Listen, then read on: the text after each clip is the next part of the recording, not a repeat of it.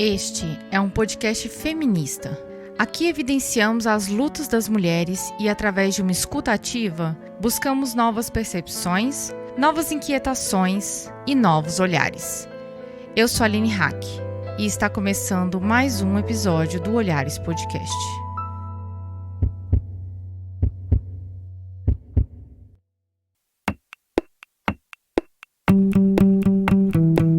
Depois de falarmos de feminismo liberal no episódio anterior, seguimos historicamente a construção de novas formas de pensar esse movimento. Um feminismo que passa essencialmente do campo político para o campo teórico, a partir da entrada de mulheres nas universidades, e das teorias liberais ao materialismo histórico de Marx e Engels. Já na década de 50, feministas começam a escrever sobre mulher e o sistema de classes, algo essencial para entender os movimentos de mulheres contemporâneos, até mesmo para compreender o gênero como categoria de análise. Nesse episódio, para falar sobre um tema muito esperado aqui no Olhares e com muita curiosidade, nós perguntamos: Marx era feminista? Quando o feminismo passou a ser entendido como marxista? O que o 8 de março tem a ver com essa corrente teórica? Essas e outras perguntas foram desenvolvidas para entender esse sistema de opressão que está diretamente vinculado ao capitalismo e sua manutenção, e essa vertente que luta contra isso. Por isso chamamos quem é especialista no assunto. Diga para nós quem é você na linha da manifestação. Sou Marília Moscovici, eu sou socióloga, mestra e doutora em educação, na área de sociologia da educação, sociologia do conhecimento. Tenho pesquisado nos últimos anos o movimento feminista, principalmente as teorias feministas, né, e as disputas em torno de teorias feministas e as variações epistemológicas que a gente encontra no feminismo hoje, de onde que elas vêm, enfim, toda a disputa de ideias que acontece dentro do movimento feminista, que não é pouca, né, não tem sido pouca nos últimos 200 anos, pelo menos.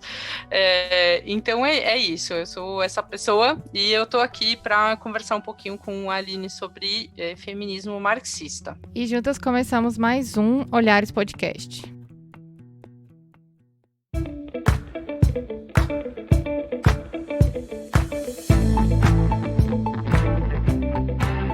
Marília falou aqui qual é o pedacinho do feminismo que a gente vai conversar hoje.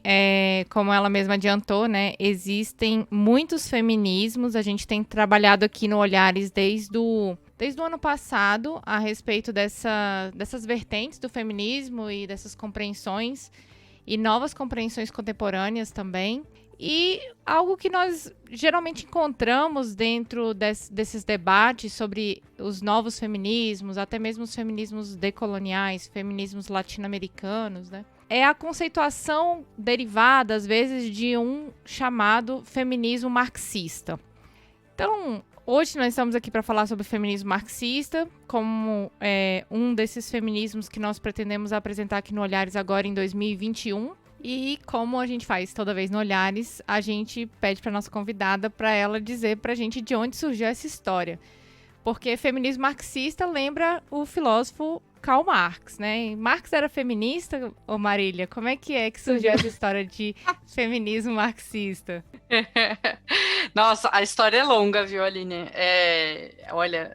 vamos ver se eu consigo organizar mais ou menos. Normalmente, quando eu dou aula sobre esse assunto, só essa pergunta já seria, tipo assim, umas 2, 3 aulas, assim, sabe?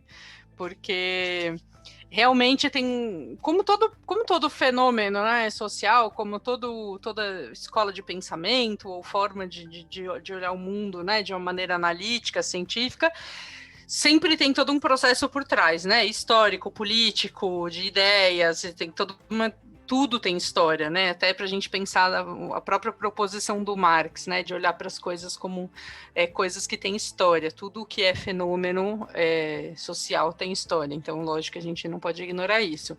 Então, sempre é uma história longa, né?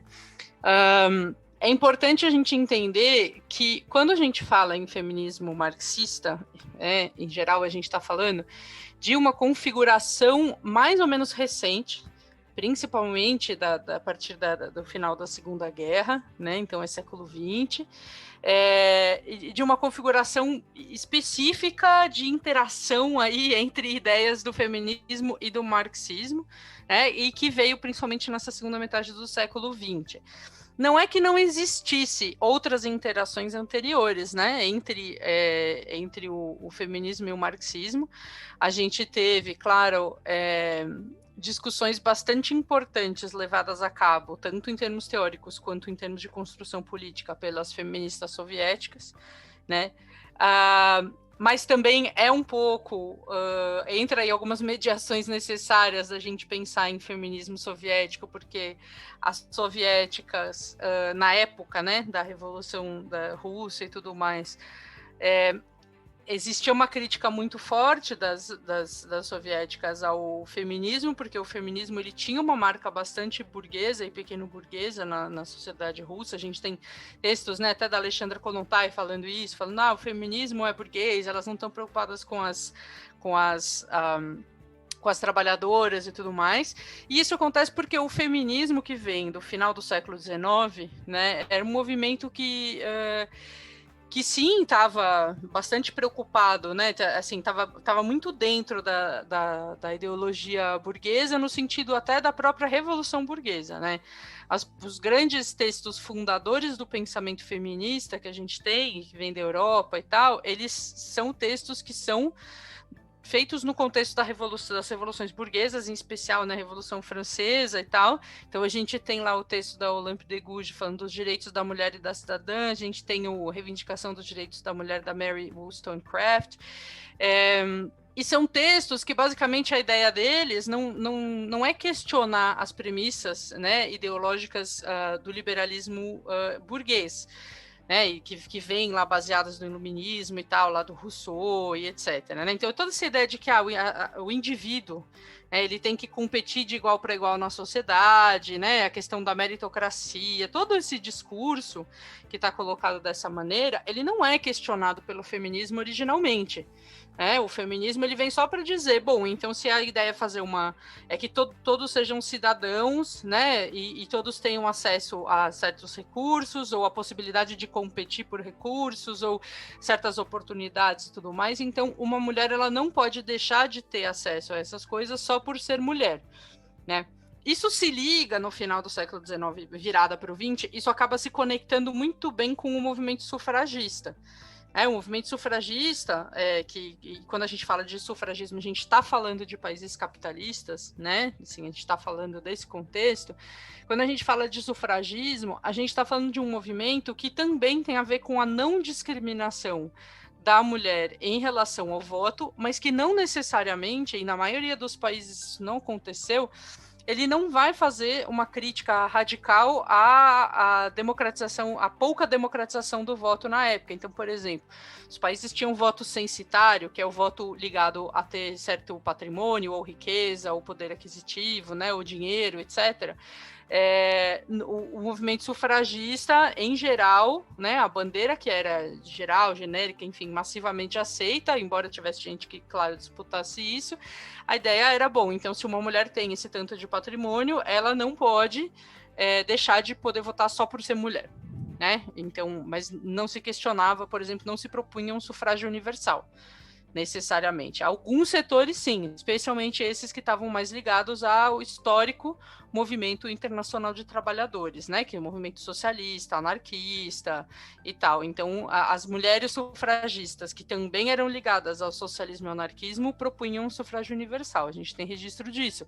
Mas elas eram uma minoria disputando um movimento que também não era só socialista, né, não era um movimento socialista ou anarquista e tal. Então, era uma construção, uma espécie de frente ampla pela não discriminação de gênero no voto, mas que tinha essa bandeira que é uma bandeira reformista, né? Não era uma bandeira revolucionária, no sentido de propor, de fato, uma alteração radical na estrutura de poder dali da democracia burguesa, o próprio fim da democracia burguesa e tal. Então, quando tem esse começo do século XX e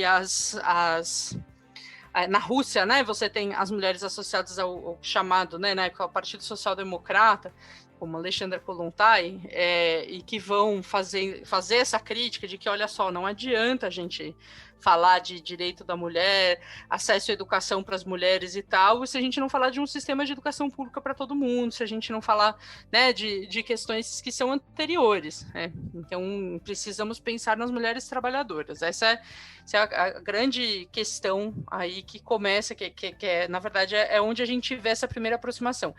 Tinha, né, mulheres pensadoras, militantes, etc., que não estavam na Rússia, que estavam em países capitalistas, como a Alemanha, por exemplo, né, onde estava a Clara Zetkin, a Rosa Luxemburgo, etc., e que também estavam disputando uma perspectiva socialista nos movimentos de direitos das mulheres, né, diversos, chamados feminismo ou não, mas elas estavam preocupadas com isso. E desde sempre, né, essas figuras, essas três figuras são bastante icônicas para a gente pensar, e no Brasil, nessa época, gosto muito de pensar na Pagu também. São figuras bastante icônicas para a gente pensar essa articulação entre o feminismo e o marxismo nas primeiras décadas do século XX. Ela faz...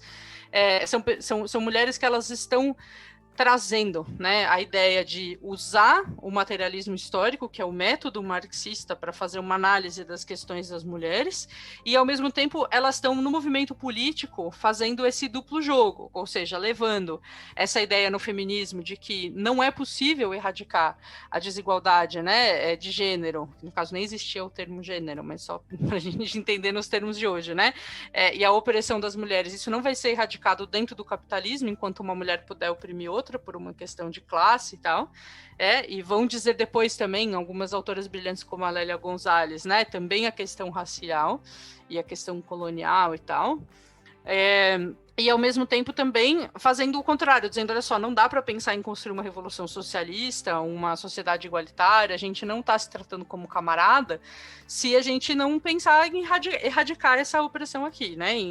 Então, isso é mais ou menos a pré-história da coisa, né? E depois da Segunda Guerra, o que acontece, né? A gente tem vários fatores importantes aí acontecendo. Um deles é uma entrada massiva de mulheres na universidade, né? As universidades, elas se modernizam, digamos, mais ou menos nesse período, né? Se modernizar bem entre aspas, porque há muitas controvérsias nessa afirmação, mas como expressão, acho que é uma expressão boa para a gente ter uma ideia, assim, no sentido de que elas vão ganhando um formato mais parecido com o que elas têm hoje, né? Tanto no Brasil, quanto, né, na Europa, quanto nos Estados Unidos, quanto em vários lugares do mundo. As universidades vão ganhando essa cara que elas têm hoje. Na Europa e nos Estados Unidos, nesse momento do pós-Segunda Guerra, é quando você tem uma primeira expansão de acesso também à universidade, e é quando também caem algumas diferenças de diplomas entre escolas para meninas e para meninos e tal, não sei o que fazem com que seja mais possível para muitas mulheres chegarem nas universidades, né? E aí, o que acontece é que se começa a ter também uma produção de pensamento sobre o feminismo e com um viés feminista e também sobre assuntos de interesse do feminismo e que vão perpassar todas as disciplinas, né? Principalmente nas humanidades, a gente vê esse movimento acontecer nessa época. E aí, também tem uma questão que vai acontecer depois da Segunda Guerra, que é a Guerra Fria.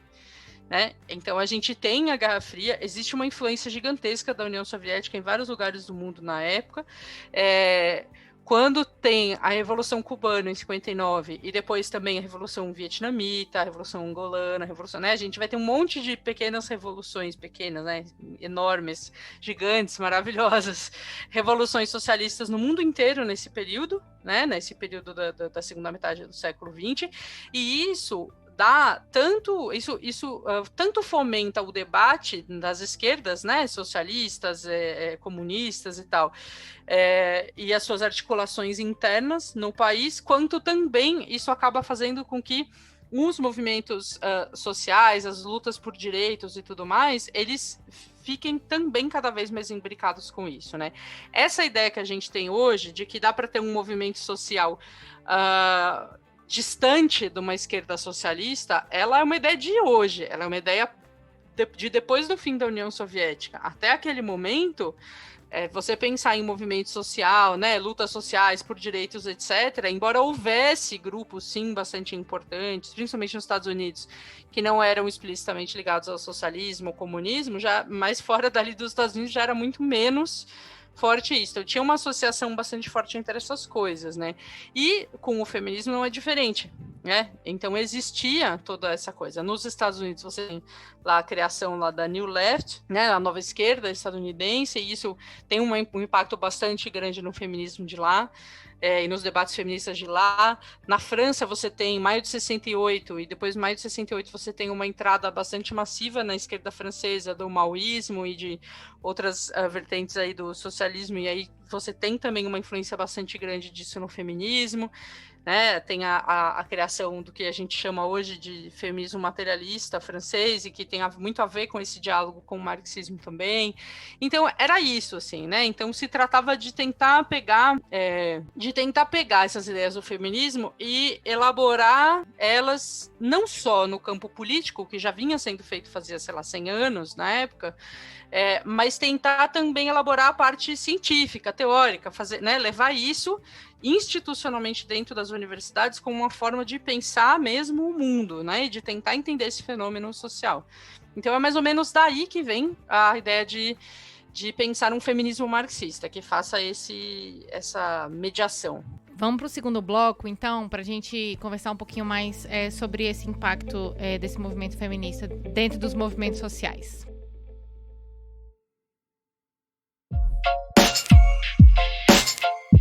Marília, no primeiro bloco a gente falou um pouquinho sobre esse contexto histórico, e uma coisa que me chamou muita atenção foi a questão da educação e das mulheres trabalhadoras, como uma coisa está ligada diretamente à outra, né?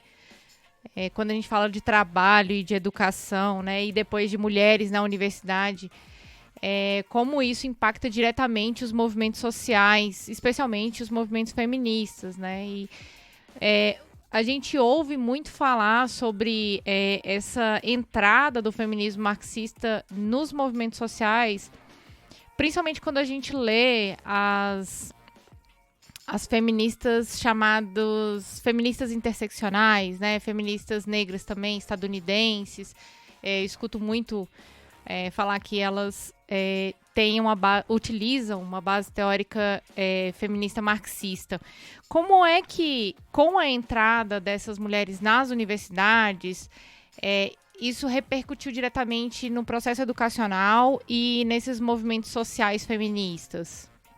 Tem uma coisa que acontece, né, no século XX, o alongamento da escolarização das mulheres, né? Então, a gente sabe, estatisticamente, com censo, com dados e tal, em que muitos países do mundo, não só a Europa, Estados Unidos, centro do capitalismo, mas muitos países do mundo, Brasil inclusive, o que acontece é que ao longo do século XX a escolarização das mulheres vai se alongando. As mulheres vão tendo mais acesso a mais anos de estudo, né? Num ponto em que a gente tem hoje um fenômeno na grande parte do mundo, muitos países do mundo, Brasil inclusive, apesar de as pessoas acharem que não, às vezes por, sei lá, senso comum, né? Mas o Brasil inclusive, em que as mulheres são muito mais e melhor escolarizadas que os homens. Isso é um fenômeno que a gente entende de diferentes formas, né? Primeiro que a escola ela impõe mas a gente já vai sair bastante da pauta do podcast, talvez, mas acho que é importante entender, né, que a escola impõe uma série de códigos de comportamento que eles digamos que eles estão mais ou menos em sintonia com o comportamento necessário, né, feminino, que a gente tem que treinar as meninas para ter.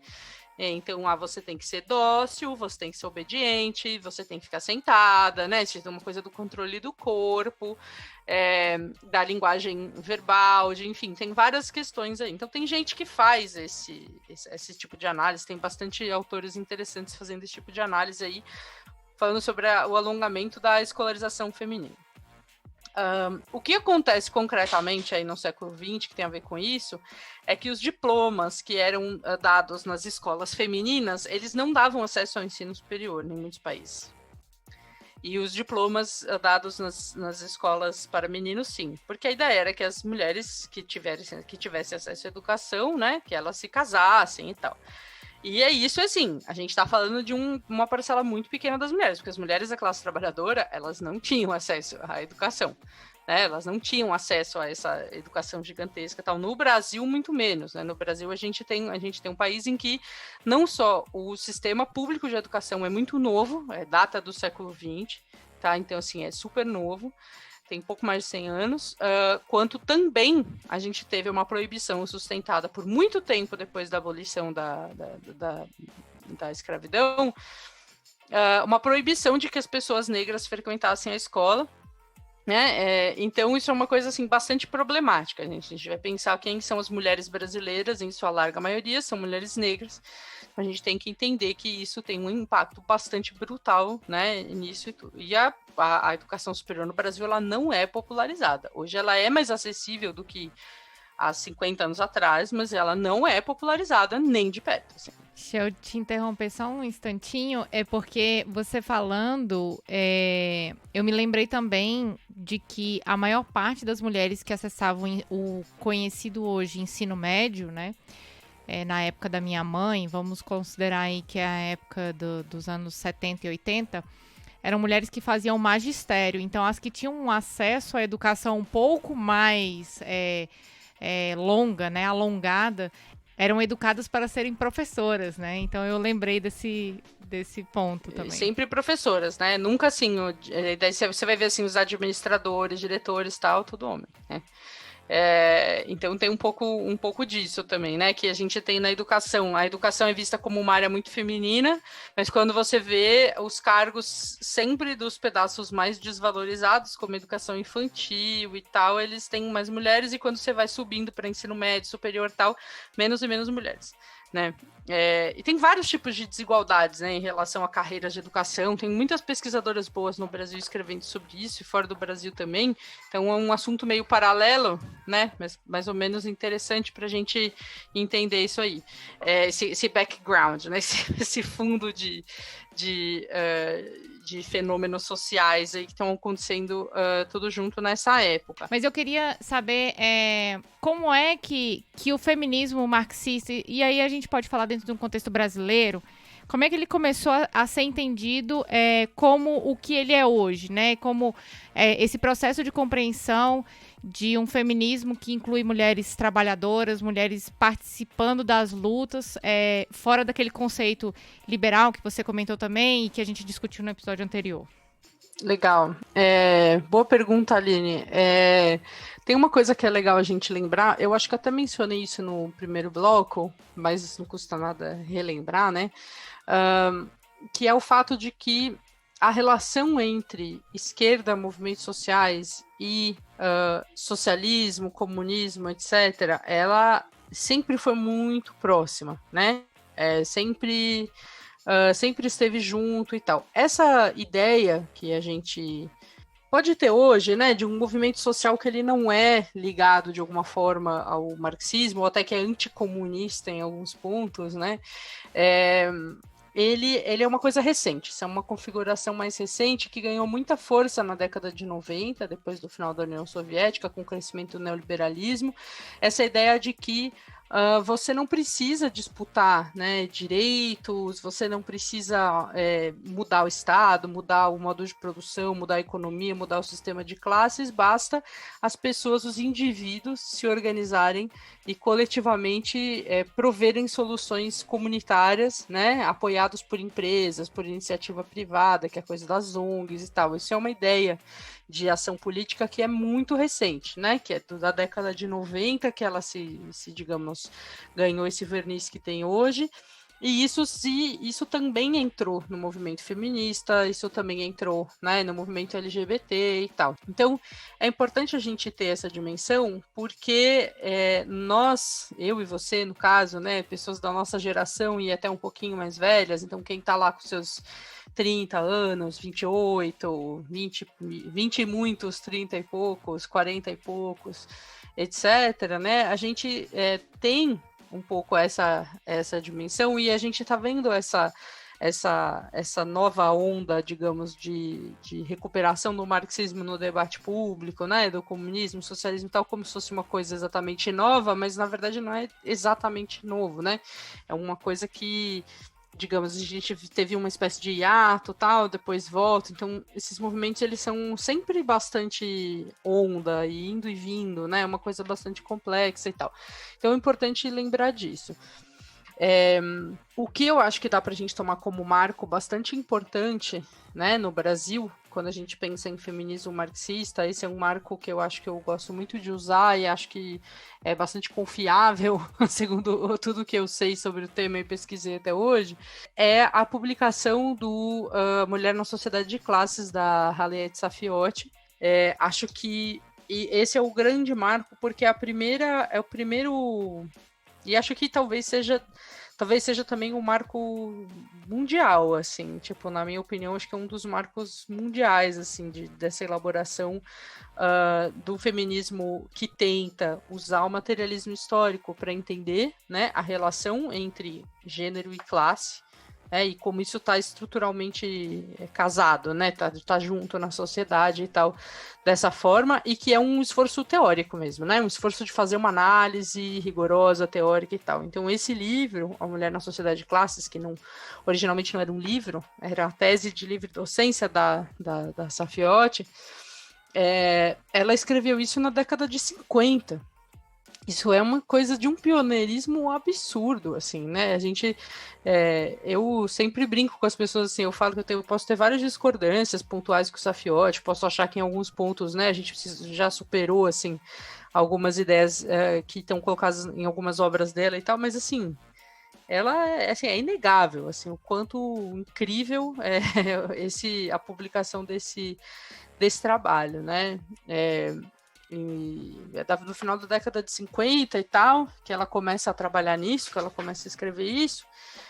Ele é publicado como livro, acho que só bem depois, porque teve toda a questão da ditadura, enfim, ela fez o concurso meio correndo para poder não perder a vaga, não perder o lugar que ela estava, né, a vaga de trabalho.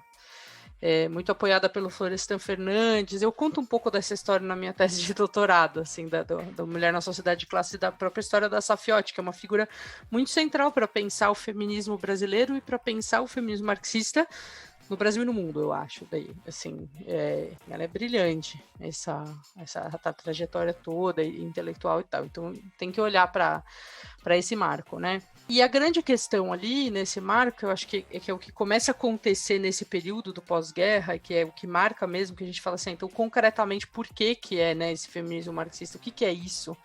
Explicitamente, concretamente, que começa a acontecer que não acontecia antes, que é começar a propor uma visão segundo a qual as estruturas de opressão da mulher, que depois a gente vai entender que na verdade não é de opressão da mulher, mas são as estruturas de gênero, né? E isso tem uma contribuição gigante das materialistas francesas, a partir também do Marx e do marxismo, e depois das estadunidenses, né? Gay Rubin, Butler, etc., também em diálogo com Marx, por incrível que pareça. Não sei se como as pessoas acham que são coisas separadas, né? Mas não são. Então tem todo um caminho que vai acontecendo aí, que é essa proposição de olhar, né, o sistema de gênero como uma coisa que é integrada com as estruturas sociais, inclusive de classe, né, que a gente pode dizer, do modo de produção. No caso das marxistas, né, como o Marx e o Engels desenvolveram um trabalho bastante rigoroso, bastante complexo, bastante importante, né, sobre o modo de produção capitalista, como ele funciona, a tentativa daí era um pouco pegar partir, né, disso, desse conhecimento já elaborado, já acumulado e tudo mais, para tentar inserir novas camadas e entender, então, tá bom. Então, a gente entende que o modo de produção capitalista, isso é uma coisa do Marx, até nem é das feministas marxistas, é uma coisa lá atrás do Marx, já no século XIX, né, Marx e Engels, já tinham feito essa proposição de que, olha só, o capitalismo ele é um modo de produção econômico, mas toda a subjetividade das pessoas, todos os aspectos da vida social são capturados por ele. Isso não é uma coisa nova, que a gente descobriu agora, no século XXI, né? Isso é uma coisa que, assim, o Marx já estava colocando lá atrás, e que tem a ver com o próprio sucesso do funcionamento. A existência das pessoas, ela fica atrelada, né? Ela existe, ela é colocada em função da manutenção e perpetuação do sistema capitalista.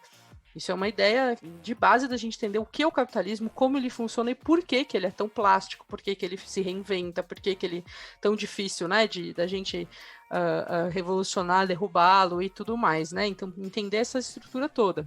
O que elas vão fazer, as feministas marxistas, é inserir algumas reflexões particularmente preocupadas com as questões que são ligadas tradicionalmente ao feminismo, né? Então, vamos acolher esse contexto, essas coisas todas do Marx e entender onde que entra a questão das mulheres aí, né? As diversas questões vividas pelas mulheres.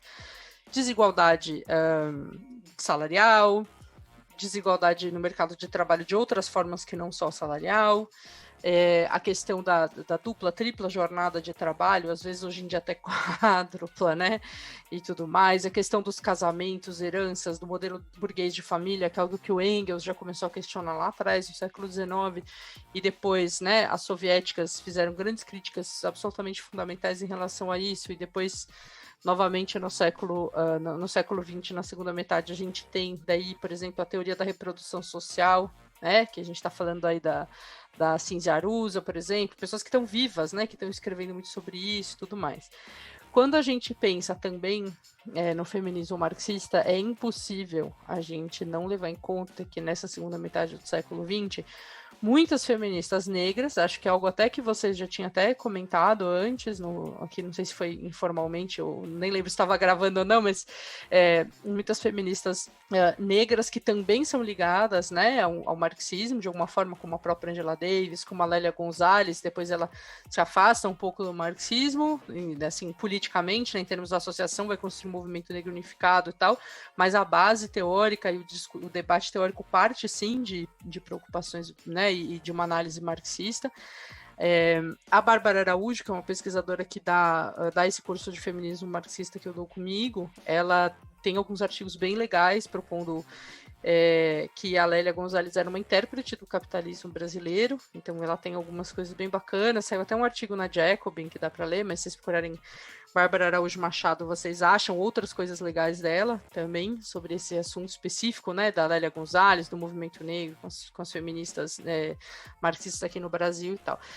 Então é isso, assim, em linhas gerais é um pouco isso. A grande questão e o grande tchan, assim, digamos, né, assim, as grandes percepções mais importantes são essa compreensão prática, né, de que se a gente olhar para o capitalismo olhando por um olhar feminista, é impossível a gente negar que existe uma função na desigualdade de gênero na manutenção do capitalismo. Quer dizer, ela serve a um papel. A desigualdade de gênero, a posição subjugada de mulheres, e depois também em diálogo com o movimento LGBT, né, especialmente nas últimas 2 décadas, a gente tem feito um diálogo bastante prolixo e profícuo e excelente, assim, sobre como também o gênero de forma geral, porque o gênero não é só sobre mulheres, isso é absolutamente fundamental a gente entender, uma coisa mais ampla, né? A gente está falando de todo um sistema em que tem a ver também a questão da sexualidade, da identidade de gênero, e todas as coisas que estão juntas aí, dos corpos, né, e tudo mais. Então a gente está pensando nisso, no gênero enquanto um sistema, né? E entender que esse sistema de gênero, né, quando a gente fala que essas coisas elas são estruturas que estão juntas, né, raça, gênero e classe, significa entender que não existe um capitalismo que não seja né, que não tenha, que não dependa dessas opressões de gênero, que não dependa das opressões raciais, não existe na nossa sociedade, né? Capitalista, não tem como a gente falar de um sistema de gênero que também não esteja ligado à questão de classe, né, e de raça, e que não dá para a gente falar em relações raciais dentro do capitalismo que também estejam dissociadas de gênero e classe. Então, assim, é uma coisa que é uma coisa só, né? Tanto que a gente conhece essa ideia de interseccionalidade que está muito no debate público, mas existe uma crítica marxista que eu acho muito boa a essa ideia, que tem a ver com o limite da gente pensar como uma coisa que se cruza, né? Então, a ideia é que, de uma perspectiva marxista, essas não são coisas que se cruzam, né? Essas são coisas que elas são consubstanciais, elas compartilham a substância, elas são estruturas que estão atuando juntas, né? Não dá para a gente separar, não dá para a gente falar classe trabalhadora sem incluir, né, pessoas negras, mulheres, pessoas LGBTs, pessoas são a classe trabalhadora, elas não são um caso especial, né? E com isso a gente fecha o segundo bloco para a gente ir para uma discussão um pouquinho mais aprofundada a respeito das mulheres trabalhadoras. Mas antes de ir para o terceiro bloco, a gente tem um recadinho para você. O Olhares é um podcast totalmente independente e existe graças ao apoio de pessoas que acreditam nesse projeto. Se você é uma dessas pessoas, já fica aqui o nosso super agradecimento. E você que ainda não nos apoia e quer nos ajudar a manter esse projeto e fazê-lo crescer ainda mais, acesse padrim.com.br/olhares e contribua. A partir de R$5 você já ajuda muito a gente e se quiser contribuir com mais, fica à vontade, tá? A gente garante que esse dinheiro será muito bem utilizado nesse projeto lindo. Ajude também indicando Olhares para as mulheres ao seu redor. Assim a gente leva a palavra do feminismo para mais pessoas e juntas a gente vai muito mais longe. Então é isso. Para apoiar, padrim.com.br/olhares e para espalhar, indica Olhares nas suas redes. Bom, chega de recadinhos e bora pro próximo bloco.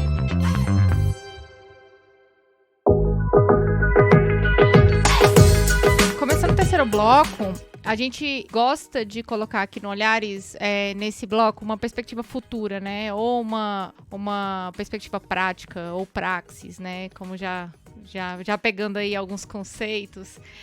Mas, Marília, você falou sobre a presença das mulheres trabalhadoras, né?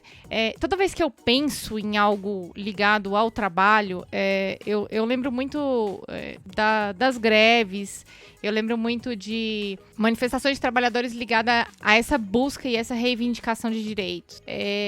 Tem a ver com isso? Não tem a ver com isso? Como é que a gente poderia falar em aplicações práticas para o futuro, por exemplo, utilizando esses pensamentos feministas marxistas? Interessante, boa pergunta, né? Do futuro, não sei. Que é o momento do palpite. Tipo assim, posso pegar meu tarô para responder sobre o futuro? Não, brincadeira. A gente dá pra gente pensar em algumas perspectivas de futuro sempre, né? Lógico. Acho boa essa pergunta. E pensando no passado, né? Na coisa das greves, é legal isso, assim. É importante pra gente entender uma perspectiva do feminismo marxista e entender historicamente também a relação disso com essas greves, com esses movimentos e tal. É importante a gente entender que meio que sempre houve mulheres trabalhadoras, né? Não é uma coisa nova, então essa narrativa também de porque as mulheres entraram no mercado de trabalho, não, tipo, tudo mentira. Essas mulheres sempre estiveram no mercado de trabalho. As mulheres pobres e, né, camponesas, trabalhadoras, enfim, né, sempre estiveram no mercado de trabalho, sempre estiveram trabalhando, no mínimo o trabalho doméstico, e se não o trabalho doméstico, outros trabalhos, né, lava para fora, cozinha para fora, passadeira, a gente tem um monte de serviços, né, trabalho sexual, né, mesmo que eventual, então são um monte de serviços que historicamente são serviços e trabalhos da mulher trabalhadora. Isso é uma coisa, uma bobagem, essa história de que entraram no mercado de trabalho e tal, né? Não, assim, não foi assim que aconteceu. Quando a gente fala de um país como o Brasil, né, que foi um país escravocrata, ainda mais grave narrar dessa forma, né? Sendo que as mulheres negras construíram esse país, né? Sendo vilipendiadas, estupradas e tudo mais. Então, é completamente absurda essa ideia de que as mulheres entraram no mercado de trabalho no século XX, né? Assim, tipo, é dissociado da realidade. Bom, isso é importante para a gente demarcar, né? Então, a gente sempre teve mulheres trabalhadoras. Quando começa a se organizar no contexto do capitalismo moderno e tal, né? Que se começa a se organizar um movimento internacional de trabalhadores e o movimento de trabalhadores ele começa a ter essa cara de movimento mesmo. Então, assim, não são só revoltas pontuais, né? Esporádicas, desconectadas, mas começa a ter uma ligação entre essas coisas, um compartilhamento de um projeto comum, de ideias comuns, táticas e tudo mais, e depois isso vai gerar a construção, né, de sindicatos e tudo mais. Então a gente está falando lá de século XIX, principalmente. As mulheres também estavam lá, né? As mulheres estavam nesse movimento, elas estavam reivindicando, né, tanto enquanto trabalhadoras, quanto às vezes também como esposas de trabalhadores, né? A gente tem esses dois papéis que sistematicamente, enfim, acontecem ali, então sempre estavam também envolvidas de alguma forma, mesmo que a história oficial não narre esse trabalho, por exemplo, das esposas, né? Esposas de sindicalistas, esposas de grevistas e tudo mais. Mas elas estavam lá e o trabalho delas sempre foi essencial para tudo acontecer, inclusive o trabalho de militância, né? Poder acontecer. Isso já, enfim, há muito tempo atrás, né?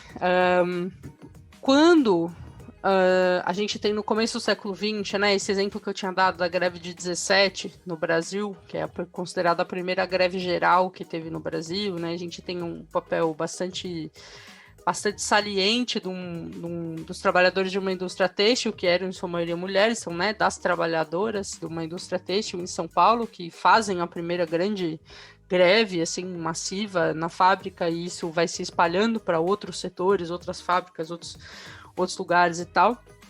Quando a gente pensa nisso, né, a gente está pensando em mulheres que eram trabalhadoras, que estavam organizadas no movimento de trabalhadores e que estavam ali, né, enfim, se articulando e disputando as questões ligadas aos seus direitos, ligadas, enfim, ao trabalho concretamente ali. Isso é um pouco diferente da gente pensar em feminismo, né, ou em feminismo marxista, e também é muito importante a gente não cair na tentação internética de slogan, de considerar que qualquer coisa que tem uma mulher protagonista é feminismo, né? Feminismo não é isso. Acho que, eu tenho certeza que se as ouvintes acompanham o podcast, elas já sabem disso. Que a questão é bastante complexa, né? Feminismo não é só sobre mulheres e qualquer coisa que é sobre mulheres não é necessariamente feminista só por ser uma coisa de mulheres, né? Então, isso é importante a gente separar essas coisas, né? Analiticamente, politicamente e tal. Então, isso é uma coisa bastante fundamental, né? Quando a gente pensa no caso do Brasil, especificamente, é interessante a gente saber e notar e lembrar que essa foi uma questão bastante premente desde sempre. Então, por exemplo, a gente teve essa greve de 17. Aí, nos anos 20, ou seja, na década seguinte, logo depois, né, é quando a Pagu lança o Parque Industrial, que é um romance considerado, né, o primeiro romance proletário do Brasil. Enfim, tem várias discussões, se o do Jorge Amado, que veio antes, também era, não sei o que, tem todo um debate aí, mas a Pagu lança o Parque Industrial. Eu vou aqui tomar licença poética de reconhecer que é o primeiro romance proletário no Brasil, sem entrar muito na discussão. E o Parque Industrial é um romance que foi escrito para ser publicado como um folheto para as próprias operárias poderem ler e tudo mais, né? A Pagu tinha bastante proximidade com com as mulheres da classe operária, com as costureiras, as fábricas, né? As fábricas têxteis e tudo mais. E o livro ele se passa entre, né, uma fábrica, uma manufatura, né, de costureiras, enfim, e sempre levando cenas, né, cenas comuns da vida dessas mulheres trabalhadoras, né, e das diversas opressões e violências sofridas, seja entre né, companheiros da própria classe, né, homens e tal, seja em relação a homens, por exemplo, burgueses, né, que sistematicamente exploram essas mulheres de várias formas e tal, tem essa narrativa o livro um pouco. Então, bastante interessante que isso vem logo depois, né, na década de 30. Vem em forma de romance, mas esse romance em específico, ele é também uma espécie de manifesto político, né, ele é uma espécie de elaboração teórica também, e ele é bastante avançado para alguns debates que só foram melhor elaborados e aceitos pela esquerda como um todo décadas e décadas mais tarde, né? A Pagou, quando ela publica esse romance, ela publica sob o pseudônimo de Mara Lobo, porque ela era militante do PCB e o PCB não queria ser associado com, nessa época especialmente, que o PCB estava num processo de crescimento de um obreirismo bastante complicado lá dentro e tal.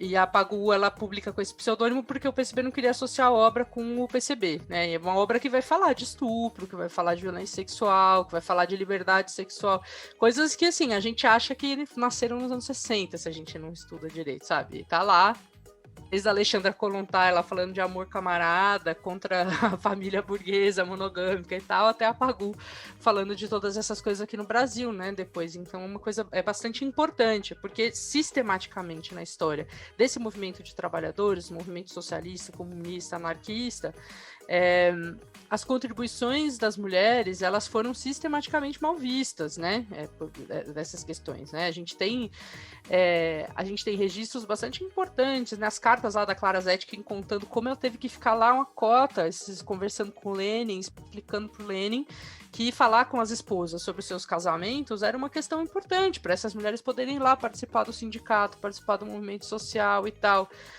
Então, uma coisa que, assim, a gente meio que ainda tá engatinhando numa coisa que já estão engatinhando há muito tempo, né? Assim, é até meio desanimador, assim, se colocar assim em perspectiva histórica. E você falando da greve de 17, aí é só para pontuar historicamente aqui ao ouvinte, que é 1917, porque em 2017 também teve uma greve. Verdade. Né? Desculpa, é verdade. E aí, você falando, e eu lembrando, e simbolicamente, né, nós estamos publicando esse episódio em março, que já traz para esse contexto que a gente está conversando aqui a importância do próprio 8 de março, que tem a sua origem dentro dessa perspectiva grevista, de mulheres trabalhadoras, né, e a partir de 2017... houve essa reivindicação do direito de greve das mulheres, né, numa perspectiva internacional. Então, a partir daquele ano de 2017, passou-se a trazer esses antigos conceitos que é muito interessante. A gente falou aqui dessa perspectiva em onda, né? E olha aí a onda, né? Batendo aqui nessa praia de novo, das mulheres fazerem reivindicações por direitos como trabalhadoras e agora com trabalhos que já trazem novos elementos que não tinham em 1917, né?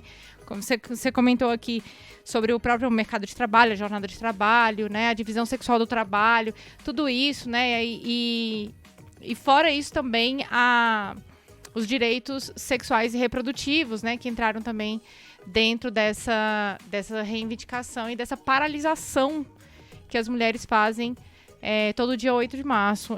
Você falando, e aí parece que assim, as peças foram se encaixando, mas elas foram se encaixando meio que uma dentro da outra, assim, sabe? Como se em 1917 nós tivéssemos uma peça pequenininha ainda, que ia ser desenvolvida depois por tantos pensamentos e tantas construções teóricas, né? A gente citou algumas aqui, por exemplo, a construção do próprio tema de gênero, né? Do próprio conceito de gênero como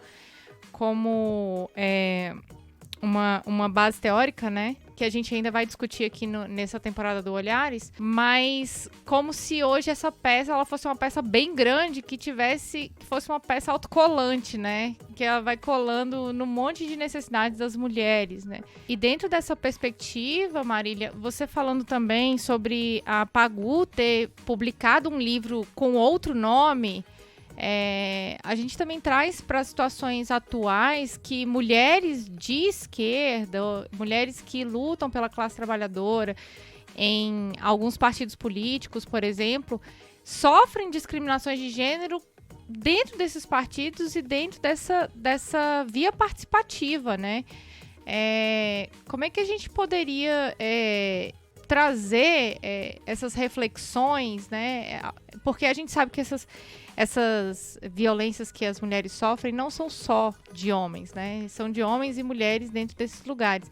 Como é que a gente poderia pensar uma perspectiva a partir desse conceito de greve, de valorização da greve, de trabalho de mulheres, assim? Você falou da Cinzia Arruza, justamente a partir do artigo dela, da Jacobin, que eu lembrei desse direito de reivindicação da greve, sabe? Como se nós, mulheres, estivéssemos todas cansadas, extremamente cansadas dessa quantidade de trabalho. E aí, quando a gente fala de perspectivas de raça, esse peso, né, é ainda maior, né? Então, como é que a gente pode, dentro desse processo de futurologia que a gente está praticando aqui, como é que a gente poderia pensar numa reivindicação de mulheres a partir dessas perspectivas construídas de raça e classe para aqui para frente? Por exemplo, eu pensei muito nas trabalhadoras domésticas, mas eu não sei se elas se enquadrariam nesse contexto, assim. Vou tentar responder. Eu meio que fiquei anotando, porque é muita coisa, né? Eu fico dando ótimo. Fotos, desculpa, mas eu adorei as suas reflexões, na verdade, eu achei muito legal. É muito bom lembrar do 8 de março, né? Porque a questão do 8 de março não é só greve, né? Não é só grevismo. A questão do 8 de março é que o 8 de março, ele originalmente é o Dia Internacional da Mulher Trabalhadora, e foi proposto pela Clara Zetkin, que é uma militante socialista, quando se começa a ter um movimento internacional de mulheres trabalhadoras. Porque existe lá do final do século XIX e tal, você vai começando a ter algumas pautas comuns, que vai se entendendo, isso aqui é uma questão das mulheres e tal, e aí isso vai se tornando um movimento internacional de mulheres trabalhadoras, né, que, enfim, depois acaba tendo influência no mundo todo, inclusive nos países capitalistas e tal, né, isso vai crescendo. Agora, tem uma questão que é bastante importante, que ela é epistemológica e ela é política, que eu acho bastante legal marcar aqui, e isso é a minha análise, tá? A minha posição, enfim, política, teórica, etc., que é de que dá pra gente falar em alguns contextos, até a década de 30, 40, 50, né, do século XX, dá pra gente falar em um movimento de mulheres, dá pra gente falar em tudo, né, entender o feminismo como um movimento de mulheres. Mas eu acho que a partir da década de 60 do século XX, eu acho que já é mais complicado, e quando a gente fala de hoje em dia, é pior ainda, essa categoria mulher. Eu acho que ela nem tinha que existir. Aí já vai ter um monte de hater aí no seu podcast, porque eu falei isso. Mas é porque, a partir de uma análise marxista, né, se a gente entende que o gênero é um sistema que produz a categoria mulher, mas produz a categoria homem, produz, né, as identidades de gênero, produz essas outras desigualdades, nas quais, inclusive, uma mulher pode ter poder de opressão sobre um homem, né? Uma mulher cis hétero, ela pode ter, pode estar numa posição de oprimir, ou enfim, de poder em relação a um homem trans, por exemplo, né? Que são coisas que meio que desestabilizaram a partir da década de 80, principalmente, toda a construção teórica e política do feminismo numa fase anterior, né? Eu sempre falo que eu acho que essa coisa das ondas, por exemplo, falar a primeira onda, a segunda onda, a maior bobagem do feminismo, né? Até tem um curso que eu dou que se chama Feminismo, Vertentes, Correntes e Outros Entes, que é justamente sobre essa variação toda no pensamento feminista, né? Não só marxista. E é muito interessante pensar que, na verdade, na minha opinião, daria pra gente dizer que só teve dois momentos, assim, né? Tipo assim, antes do conceito de gênero e pós-conceito de gênero. por causa disso, porque o conceito de gênero ele desestabiliza isso, essa ideia, né, de que a mulher ela é o sujeito político do feminismo, e fala assim, olha, se a gente usa a mulher como sujeito político, a gente não vai muito longe em revolucionar de fato a estrutura do gênero. Porque daí a gente continua mantendo todo o esqueminha que produz essa categoria, né? Que entende que isso é oposto ao homem, que entende que é uma coisa binária, que entende, enfim, um monte de outros problemas. E é também a partir disso que o movimento feminista e o movimento LGBT, eles vão cada vez mais próximos, né? Em termos políticos, teóricos e tal. Acho que é uma coisa bastante importante também para a nossa época. E quando a gente pensa em feminismo marxista, embora tudo que a gente tenha, né, de análise do feminismo marxista até hoje, às vezes até usa a palavra gênero, se são coisas mais contemporâneas, mas dificilmente mobilizam o conceito de gênero como forma explicativa de fato. É uma coisa que ainda está para ser feita, ainda estamos tentando fazer essas mediações e construções, né, no feminismo marxista. Apesar dessas coisas que a gente tem já prontas para consultar, elas não fazerem essa crítica radical ao sistema de gênero, né? Essa crítica de base, essa crítica muito crítica e tal, ou talvez essa crítica revolucionária, né? Ela vai num papel mais reformista em relação ao gênero de alguma forma. Apesar disso, né, se a gente usa o materialismo histórico para entender, inclusive a categoria mulher, onde a gente vai cair é justamente na teoria de gênero, né, justamente nesse entendimento e tal. Mas tudo isso só para dizer que quando a gente fala hoje em dia, né, eu, por exemplo, sou muito crítica dessa ideia de greve de mulheres. Primeiro porque eu acho que nem foi uma greve. Acho que greve é outra coisa, é muito mais complexo. E segundo, porque tem esse problema de usar essa categoria mulher, né? Que é uma categoria que é bastante limitada, em certo sentido político, e que, ao mesmo tempo, é também uma categoria usada instrumentalmente de maneira conservadora por alguns segmentos conservadores do feminismo para reafirmar, né, uma posição que simplesmente aceita a estrutura toda do sistema de gênero como natural, e que a gente, se você olhar em termos do materialismo histórico, você vê que não é. Então, tem uma contradição aí muito importante, ou talvez nem uma contradição, uma contrariedade importante, uma incompatibilidade dessa forma conservadora de pensar a categoria mulher com o feminismo marxista, né? Infelizmente, isso é uma disputa ainda, porque não é ponto passivo no feminismo marxista isso que eu tô falando, né? Mas é importante da gente entender.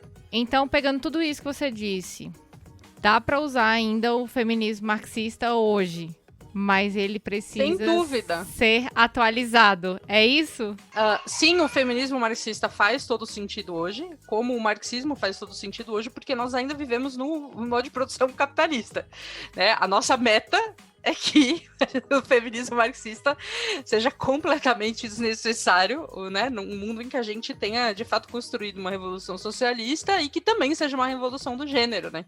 E aí não vai ser preciso mais, nossa, ia ser lindo, maravilhoso, mas a nossa realidade é outra. Então, sim, o feminismo marxista faz todo sentido. E como uma parte muito central, né, do materialismo histórico é justamente essa noção muito concreta de que o conhecimento, ele também tem que ser olhado como uma coisa, né, de cada época, com os seus limites, etc. E que nós, enquanto marxistas, temos a tarefa de ir, não exatamente atualizando, né, mas assim, superando as nossas análises sempre. Então, sempre há espaço para superação, né, justamente porque a realidade é dialética e o materialismo histórico ele é dialético. Então, isso significa que nunca nenhuma conclusão ou apontamento do materialismo histórico, já que ele é dialético, nunca nenhuma delas vai cobrir totalmente todas as possibilidades, porque a ideia é que justamente ele é um método tão plástico quanto a realidade. Quer dizer, ele é possível, é por isso que ele é, para nós que nos pautamos nele, é por isso que ele é a melhor forma de fazer essas análises, né? Porque ele inclui essa dialética. Então, ao fazer isso, a gente entende que, é lógico, o feminismo marxista, até certo ponto, contribuiu com um monte de ideias, construções, etc., mas ainda temos muito, né, a avançar e contribuir a partir de construções que vêm tanto de dentro escola de pensamento mais formalmente marxista, quanto de outros autores, que às vezes nem são ligados ao marxismo, mas descobrem, pensam coisas, nos estimulam a pensar e tudo mais. E assim a gente vai caminhando e construindo, né? E essa relação, por exemplo, que eu falei, né, com teoria queer, com gênero, com a questão sexual, né, ela vai permitir a gente, no feminismo marxista, nos próximos anos, eu espero, e décadas, chegar, né, num feminismo marxista ainda melhor, enquanto ferramenta da classe, porque daí que é a questão da praxis, né? A gente não está fazendo isso só para entender a realidade. Entender a realidade tem um sentido político que isso é uma ferramenta da nossa classe, da classe trabalhadora, para a gente entender por onde que a gente constrói a revolução e para a gente construir, né, relações sociais que sejam de fato, né, justas, igualitárias, num mundo em que a gente não tem exploração de ninguém por ninguém. Esse é o objetivo final. Então, depois da Marília explodir a nossa cabeça com todas essas coisas do feminismo marxista, vamos para o nosso bloco de indicações.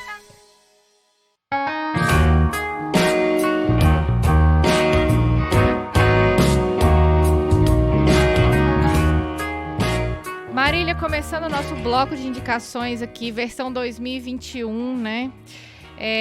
O que você tem para indicar pra gente para terminar aqui de explodir o que sobrou da nossa massa encefálica aqui? O que você pode indicar pra gente? Infelizmente eu não consigo pensar assim para indicar, não consegui pensar nenhum filme, livro, filme, série, essas coisas. É um monte de livro mesmo, vamos retomar o hábito de leitura.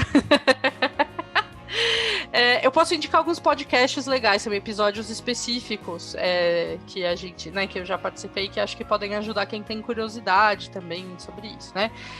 Então vamos lá. Livros. Começar do começo. Engels, A Origem da Família, Propriedade Privada e do Estado.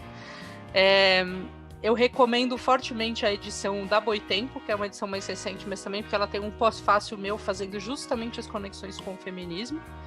E recomendo, quem for ler esse livro também tiver curiosidade e gostar de assistir vídeo na internet, eu falo gostar porque eu, por exemplo, sou uma pessoa que é muito difícil para mim aprender uma coisa assistindo um vídeo, mas quem gosta de assistir vídeo, tem um curso que a Boitempo faz todo ano, né, Marx Engels, e no ano passado, 2020, em dezembro, eu dei uma aula sobre esse livro, justamente fazendo as conexões com o feminismo e as questões das mulheres e tal. Então vale muito a pena assistir essa aula acompanhando a leitura do livro, ou antes ou depois, aí vocês que vão decidir como que vocês vão fazer. Então recomendo começar por aí. Também é incontornável, como eu falei, né, A Mulher na Sociedade de Classes, da Safiotti, por ser, digamos, uma grande um grande trunfo, assim, uma grande construção teórica e política bastante importante, né, do feminismo marxista. Então isso é base para entender várias outras coisas posteriores, então isso é bastante importante. Mais recentemente, Políticas do Sexo, da Gay Rubin. Na verdade são 2 textos esse livro. Ele é um livro formado por 2 textos, só tem esse nome, Políticas do Sexo, em português, que é a edição da Ubu Editora, uma edição excelente. Então o Políticas do Sexo, da Gay Rubin, é bem legal, porque ela vai justamente discutir com o que as marxistas estavam discutindo na sua época e que acabou levando, as inquietações dela acabaram levando justamente a elaboração do conceito de gênero, né? Então é um texto bem legal para entender isso. Também acho incontornável, assim, importantíssimo esse texto que eu citei no podcast, que é um texto da Jacobin Brasil, sobre a Lélia Gonzalez. No site da própria Jacobin vocês encontram, digitando Lélia Gonzalez. É o texto da Bárbara, que eu também mencionei aqui no podcast. Esse também é uma indicação excelente de leitura. E para quem, por acaso, além do feminismo e feminismo marxista, quiser saber um pouco mais sobre marxismo, indico bastante. Tem 2 episódios bem legais que a gente gravou pro Anticast em 2018, no centenário, no bicentenário do Marx, né, de nascimento do Marx. Um sobre a vida do Marx e outro sobre a obra. Então é bem bacana que a gente sempre faz um jogo entre essas 2 coisas, vale muito a pena ver. E o podcast Revolution, para quem não conhece ainda, é um podcast cheio de referências, informações legais e temas transversais do marxismo, vale muito a pena ver. E tem lá uma série que eles fazem que se chama Dicionário Marxista, Essa série é sobre conceitos do marxismo e tem um episódio que eu gravei, que sou eu, explicando divisão sexual do trabalho. Então, é um conceito bastante importante do feminismo marxista e que permite a gente entender muitas coisas até hoje, ainda que podemos, né, alguns limites, como sempre, em tudo, mas é bem legal. Esse episódio, ele tá bem explicadinho lá, e é um episódio curtinho, de coisa de, assim, 20 minutos e tal. É um verbete de dicionário podcast. Vale muito a pena dar uma olhadinha também. Show demais. Muitas referências aí para quem gostou do tema.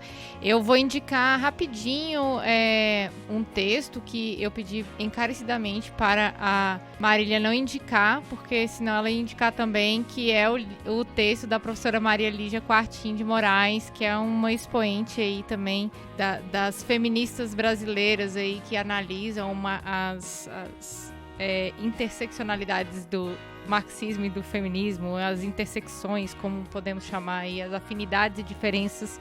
Na verdade, o texto fala exatamente isso: marxismo e feminismo, afinidades e diferenças. É um texto bem legal para compreender esses conceitos.